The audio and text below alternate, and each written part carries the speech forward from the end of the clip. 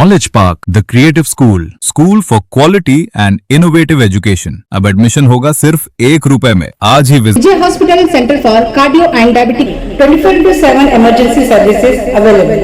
Opposite Kamla Restaurant near Bus Stand, Baswakalla. Karnataka youth empowerment और sports minister B Narendra के राजीनामे की मांग को लेकर बीदर बीजेपी यूनिट की ओर से विरोध प्रदर्शन।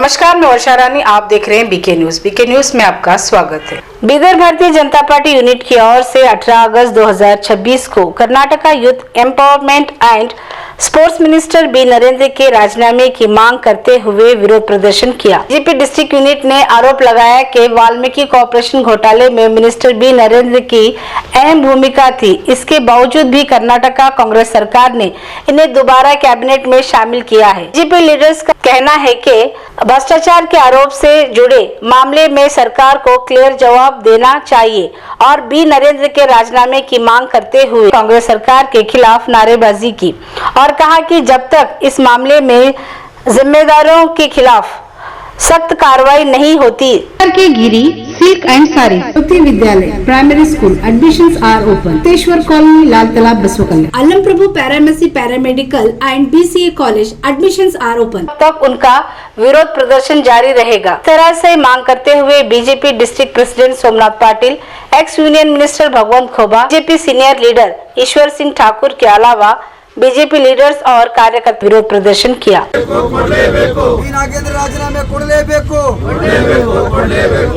ಭ್ರಷ್ಟ ಮಂತ್ರಿಗಳನ್ನು ಸಂಪುಟದಲ್ಲಿ ಇಟ್ಟುಕೊಂಡ ಡಿ.ಕೆ. ಶಿವಕುಮಾರ್ ಅವರಿಗೆ ಭ್ರಷ್ಟ ಮಂತ್ರಿಗಳನ್ನ ಸಚಿವ ಸಂಪುಟದಲ್ಲಿ ಇಟ್ಟುಕೊಂಡ ಡಿ.ಕೆ. ಶಿವಕುಮಾರ್ಗೆ ನಾಗೇಂದ್ರ ಅವರು ಯಾವ ವಾಲ್ಮೀಕಿ ಜನಾಂಗಕ್ಕೆ ಬಡ ಜನರಿಗೆ ಕಾರುಗಳು, ನಿರುದ್ಯೋಗಿ ಯುವಕರಿಗೆ ಕಾರುಗಳು ಕೊಡುವಂಥ ಇದು ಇರ್ಬೋದು, ವಾಲ್ಮೀಕಿ ಜನಾಂಗದ ರೈತರಿಗೆ ಅವರ ಹೊಲದಲ್ಲಿ ಬೋರ್ವೆಲ್ಗಳು ಹೊಡೆಯುವಂಥ ದುಡ್ಡು ಇರ್ಬೋದು, ಆ ದುಡ್ಡನ್ನು ಮೊದಲೆಲ್ಲ ಬ್ಲ್ಯಾಕ್ ಮನಿಯಲ್ಲಿ ಲೂಟಿ ಮಾಡ್ತಾ ಇದ್ರು. ಆದರೆ ಭಾರತದ ಇತಿಹಾಸದಲ್ಲಿ ಪ್ರಥಮ ಬಾರಿಗೆ ಒಬ್ಬ ಮಂತ್ರಿ ನೇರವಾಗಿ ವೈಟ್ ಮನಿಯನ್ನು ಲೂಟಿ ಮಾಡಿದ್ದು ಯಾರಾದರೂ ಇದ್ರೆ ನಾಗೇಂದ್ರ ಅವರು.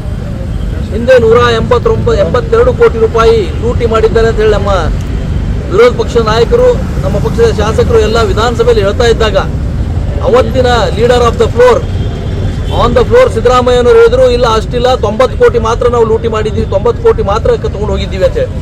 ಮತ್ತು ಆ ಹಣ ನೇರವಾಗಿ ಒಂದು 15 ಖಾತೆಗಳಿಗೆ ಹೋಗಿ ಅಲ್ಲಿಂದ ಬೇರೆ ಬೇರೆ ಕಡೆ ಹೈದರಾಬಾದ್ನಲ್ಲಿರುವಂಥ ಜ್ಯುವೆಲ್ಲರ್ಗಳಿಗೆ, ಹೈದರಾಬಾದ್ನಲ್ಲಿರುವಂಥ ಶರಾಯಿ ಅಂಗಡಿಗಳಿಗೆ ಹೋಗಿ ಅದು ಕಾಂಗ್ರೆಸ್ನ ಹೈಕಮಾಂಡ್ಗೆ ಮುಟ್ಟಿರೋದು ಇದು ಓಪನ್ ಸೀಕ್ರೆಟ್, ತಮ್ಮೆಲ್ಲ ಮಾಧ್ಯಮಗಳಲ್ಲಿಯೂ ಕೂಡ ಬಂದಿದೆ. ಅಂಥ ವ್ಯಕ್ತಿ ಈಗಾಗಲೇ ಒಂದು ಸಲ ಮಂತ್ರಿಗಿರಿಗೆ ರಾಜೀನಾಮೆ ಕೊಟ್ಟಿದ್ದಾರೆ.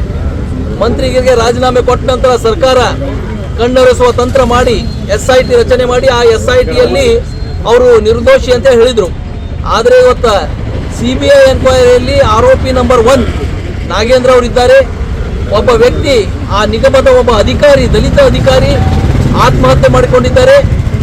ಹಾಗೂ ಕೋರ್ಟ್ ಕೂಡ ಅವರಿಗೆ ಬೆಂಗಳೂರು ಬಿಟ್ಟು ದೆಹಲಿಗೆ ಹೋಗಬಾರ್ದು ಅಂತ ಆದೇಶಿದ್ರು ಕೂಡ ಅವರು ದೆಹಲಿಗೆ ತೆರಳಿರೋದು, ಇವೆಲ್ಲವೂ ಕೂಡ ಅವರು ಕಾನೂನನ್ನು ಉಲ್ಲಂಘನೆ ಮಾಡಿ ಇವತ್ತು ರಾಜ್ಯ ಸರ್ಕಾರದಲ್ಲಿ ಅವರು ಕ್ಯಾಬಿನೆಟ್ ಮಂತ್ರಿ ಆಗಿರೋದು ಕರ್ನಾಟಕ ರಾಜ್ಯದ ದುರ್ದೈವ, ರಾಜ್ಯದ ಜನತೆಯ ದುರ್ದೈವ. ಅದಕ್ಕೆ ಇವತ್ತು ನಮ್ಮ ರಾಜ್ಯಾಧ್ಯಕ್ಷರು ಸದನದ ಒಳಗಡೆ ಎಲ್ಲ ಶಾಸಕರು ಈ ವಿಷಯವನ್ನು ತೆಗೆದುಕೊಂಡು ಹೋರಾಟ ಮಾಡ್ತಾ ಇದ್ದಾರೆ.